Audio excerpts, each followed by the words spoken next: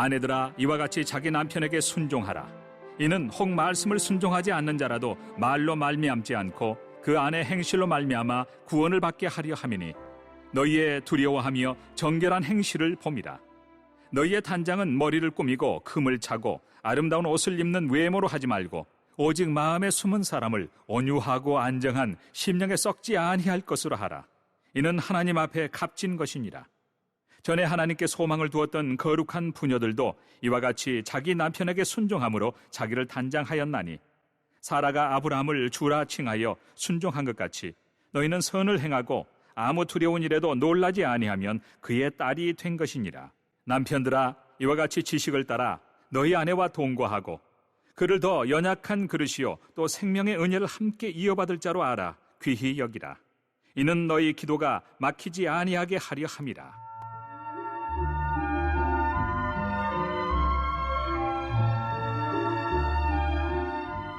마지막으로 말하노니 너희가 다 마음을 같이하여 동정하며 형제를 사랑하며 불쌍히 여기며 겸손하며 악을 악으로 욕을 욕으로 갚지 말고 도리어 복을 빌라. 이를 위하여 너희가 부르심을 받았으니 이는 복을 이어받게 하려 하심이라. 그러므로 생명을 사랑하고 좋은 날 보기를 원하는 자는 혀를 금하여 악한 말을 그치며 그 입술로 거짓을 말하지 말고 악에서 떠나 선을 행하고 화평을 구하며 그것을 따르라. 주의 눈은 의인을 향하시고 그의 귀는 의인의 간구에 기울이시되 주의 얼굴은 악행하는 자들을 대하시느니라 하였느니라. 오늘 본문의 말씀을 통하여 계속해서 사도 베드로는 마지막 때에 신자들이 어떻게 살아야 될지를 교훈하고 있습니다.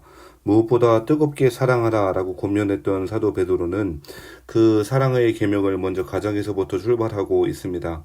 3장 1절부터 6절까지는 아내들에게 향하는 권면이고요. 7절은 남편들에게 향하는 권면, 그리고 8절부터 마지막 12절까지 오늘 본문의 말씀은 일반적으로 신자들이 세상 가운데 어떻게 살아가야 될지를, 세상을 어떻게 섬겨야 될지에 대해서 이야기하고 있습니다. 초대교회 때는 확실히 남성 교인들보다 여성 교인들이 훨씬 더 많았던 것으로 추정되어집니다.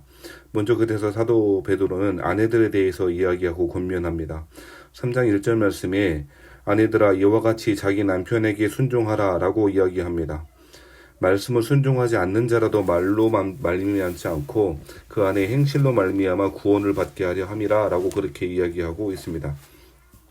먼저 아내들에게는 순종에 대해서 권면하고 있습니다.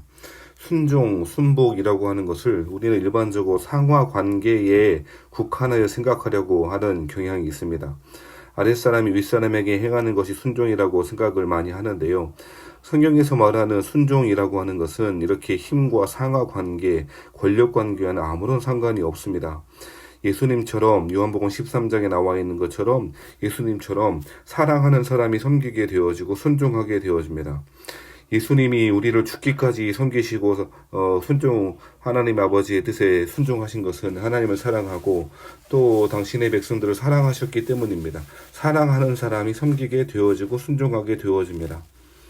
아내가 남편을 섬기고 순종하는 것은 바로 이러한 이유 때문이라고 이야기합니다. 예수님의 마음으로 자신의 가족을 특별히 남편에 대하여 순종하는 것, 그것도 굉장히 중요한 신앙의 덕목이라고 그렇게 권면하고 있습니다.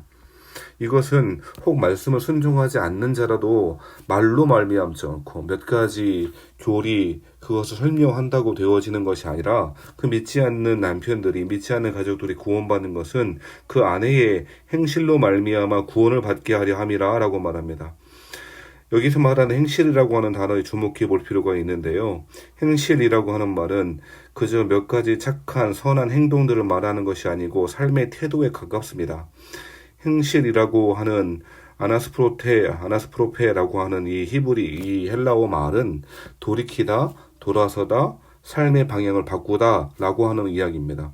그러므로 아내의 행실로 말미암아 구원을 받게 하려 함이다 라고 하는 것은 먼저 믿게 된 아내가 삶의 방향을 전반적으로 바뀌게 되어지고 삶의 방향이 완전히 돌이켜 섰음을 보여주는 것, 그것이 바로 행실로 말미암아 구원을 받게 하려 함이라 라고 이야기하고 있는 것입니다. 그 행실이 어떤 행실입니까? 당시에 베드로 사도의 시대의 사람들의, 특별히 여성들의 모습은 단장은 머리를 꾸미고 금을 차고 아름다운 옷을 입고 하는 것이었습니다.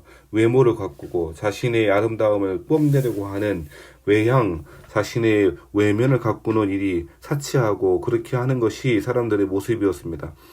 이러한 삶의 태도에서 바뀌어 돌이켜서 오직 마음에 숨은 사람을 온유하고 안정한 심령에 썩지 아니할 것으로 하는 것, 이것이 바로 이 행실이라고 하는 말의 의미일 것입니다. 이런 사람들이 바로 하나님께 소망을 두었던 거룩한 분유자들일 것입니다. 하나님께 소망을 두기에 이 세상에 있는 것들이 상대화되어지고 자신의 외모를 가꾸고 다른 사람들 하는 것처럼 그저 잘 살고 그리고 좋은 아파트, 큰 아파트, 좋은 차를 몰고 다니고 살아가는 듯한 그런 외적인 삶이 아니라 마음에 온유함으로 안정한 심령에 썩지 않을 것으로 마음에 채우는 그러한 삶의 태도를 보고 믿지 않는 사람이 말이 아니라 그러한 삶의 태도 때문에 구원을 받게 될 수 있다라고 그렇게 이야기하고 있다는 것입니다. 이 사람들이 하나님께 소망을 두었기 때문에 이렇게 할 수가 있는 것이죠. 그러므로 자기 남편에게 순종함으로 자기를 단장하는 것이 필요하다라고 이야기하는 것입니다. 거듭 말씀드린다면 순종이라고 하는 것은 사랑의 섬김에서부터 나오는 일이지 권력관계 때문이 아니다라고 하는 사실을 기억해야 할 것입니다. 아내들에게 남편에게 순종하라라고 하는 것은 그저 유교적인 덕목을 말하는 것이 전혀 아닙니다. 성경이 말씀하고 있는 진의는 아닌 것입니다. 사랑하시는 여성 성도 여러분, 아내들에게 주어지는 성경의 말씀을 귀 기울여 듣기를 바랍니다. 그러면서 사도 베드로는 아브라함의 아내였던 사라를 예를 들고 있는데 사라가 아브라함을 주라 칭하여 순종했다라고 이야기하고 있습니다. 사라는 아브라함의 말에 대하여 주라고 칭할 정도로 순종했다라고 이야기하고 있는 것입니다. 자, 7절 말씀에는 뜨겁게 서로 사랑하는 삶에 대해서 남편들에 대해서 이야기하고 있습니다. 남편들아, 이와 같이 지식을 따라 너희 아내와 동거하고 너희 아내와 함께 살아가야 될 텐데 그 함께 살아가는 것은 무엇을 따라 하라고 이야기하냐면 지식을 따라라고 그렇게 이야기합니다. 여기서 말하는 지식이라고 하는 것은 단순한 어떤 사실을 이해하는 것이 아닙니다.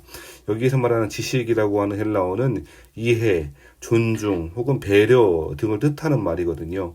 그렇게 이 말이 뜻하는 말을 따라서 이 본문의 말씀을 적용해 보자면 남편들이 아내와 함께 살아갈 때에 그 아내를 배려하고 이해해주고 존중하고 사려 깊게 배려함으로써 함께 살아가야 한다라고 이야기하고 있는 것입니다. 여러분 잘 알고 계시듯이 당시 시대에는 아내를 자신의 소유물 정도로밖에 취급하지 않았습니다. 유대인들도 헬라인 이방인들도 마찬가지였습니다. 아내를 그저 자기의 재산 목록 중에 하나 정도로 혹은 아이를 자신의 대를 잇는 사람 정도로 취급하는 인간 이하로 취급하는 경우가 얼마나 많았습니까? 그리스도인 남편들에게 지식을 따라 그 아내를 존중하고 배려하고 하는 것이 필요하겠다라고 이야기하고 있는 것입니다. 그를 더 연약한 그릇이요 뿐만 아니라 생명의 은혜를 함께 이어받을 자로 알아 귀히 여겨야 한다라고 이야기하고 있습니다. 역시 이렇게 생명의 은혜를 함께 이어받을 자로 알아 귀히 여기는 그러한 태도는 사랑의 섬김에서부터 출발하는 것입니다. 하나님을 사랑한다면 그 하나님의 사랑이 충만한 자는 이웃을, 남편을, 아내를 그렇게 사랑하고 순종할 수 있다는 것입니다. 이것이야말로 그리스도인 가정의 모범적이고 행복한 가정의 원리라 그렇게 설명할 수가 있다는 것입니다. 자기 자신의 주장에 따라 남편이 무엇을 하는가, 남편 아무것도 몰라 한다든지 반대로 아내를 무시하고 배려하지 않고 함부로 대한다든지 이것은 그리스도인 태도가 될 수가 없는 것입니다. 특별히 7절 말씀에는 남편들에 대하여 이렇게 해야 될 이유, 아내를 존중하고 배려하고 그렇게 함께 살아가야 됨을, 그리고 함께 생명의 은혜를 함께 이어받을 자로 알아서 귀히 여기야 하는 이유는 너희의 기도가 막히지 아니하게 하려 함이라 라고 이야기합니다. 가정에서 관계가 깨어지면 반드시 그 관계가 깨어짐 때문에 신앙생활에 영향을 받게 되지 않습니까? 부부싸움을 전날 밤에 열심히 싸우고 난 이후에 주일 예배에 참석한다면 그 사람이 어떻게 그 주일 예배에 하나님의 말씀의 은혜를 받겠습니까? 남편들에게 이야기하면서 너희 기도가 막히지 아니하게 함이라라고 하는 것은 하나님과의 관계가 부부와의 관계와 연결되어 있음을, 사람과의 관계가 아주 밀접하게 연결되어 있음을 잘 보여주고 있다는 것입니다. 사랑하는 성도 여러분, 남편들에게 순종하고, 아내들은 남편들에게 순종하고 정결한 마음으로, 온유한 마음으로, 평안한 마음으로 마음을 가꾸어 가고 내면의 심령을 가꾸어 가시는 성도들이 되길 바라고, 특별히 남편들은 아내를 무시하거나 그리고 함부로 대하거나 하지 않고 오히려 이해해주고 존중해주고 귀한 그릇으로 그렇게 소중히 아끼고 사랑하는 믿음의 가정들 되시기를 주의 이름으로 부탁합니다. 마지막 8절부터 12절까지는 이러한 이 삶을 연장선상에서 세상 사람들에게 마음을 같이하여 동정하며 형제를 사랑하며 불쌍히 여기며 겸손하게 살아가야 함을 권면합니다. 형제를 사랑하는 것 굉장히 중요한 신앙의 덕목이고 신앙의 핵심이라고 이야기하고 있습니다. 뿐만 아니라 9절 말씀에는 악을 악으로, 욕을 욕으로 갚지 말라라고 이야기합니다. 행한 대로 갚아주는 것이 정의이고 그것이 옳은 일이라고 여기는 사람들이 많을 텐데요. 그것은 정의가 아닌 것입니다. 악을 악으로 갚지 않는 것, 욕을 욕으로 갚지 않는 것, 그것이 오히려 하나님께 복을 받는 삶이라고 이야기합니다. 도리어 복을 빌어주는 것, 너희가 이를 위하여 너희가 이러한 삶을 위하여 부르심을 받았다고 말합니다. 이는 복을 이어받게 하려 하심이라고도 이야기합니다. 이러한 삶이야말로 하나님께 복을 받는 축복의 삶이라고 그렇게 이야기하고 있는 것입니다. 사랑하신 성도 여러분, 오늘도 주의 말씀을 잘 경청하여 듣는 여러분 되길 바라고, 지식을 따라 우리의 삶의 방향이 바뀌어짐을 명백한 증거로 보여줄 때 우리의 가족이 구원 얻을 수 있음을 기억하고 하나님께 소망을 두는 거룩한 부녀자들이 되길 바라고, 아내를 가장 귀한 나의 반려자요, 그래서 배려하고 존중함으로 깊이 사랑하시는 우리 모든 교우들 되시기를 주의 이름으로 축원합니다.